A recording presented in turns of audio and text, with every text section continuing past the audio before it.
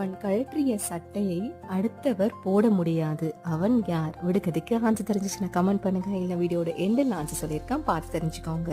இன்னைக்கு வந்து மார்னிங் என்ன பிரேக்ஃபாஸ்ட் பார்த்தீங்கன்னா, வரகு பொங்கல் தான் பண்ணியிருந்தேன். அது கூட வந்து கொஞ்சம் தேங்காய் சட்னி அரைச்சிட்டு மத்தியானம் லஞ்சுக்கு வந்து தண்ணி சாம்பாரும் அதுக்கப்புறம் வந்து ஃபிஷ் ஃப்ரையும் தான் பண்ணியிருந்தேன். பாப்பாவுக்கு ஒரு 3 டேஸாகவே உடம்பு கொஞ்சம் முடியல.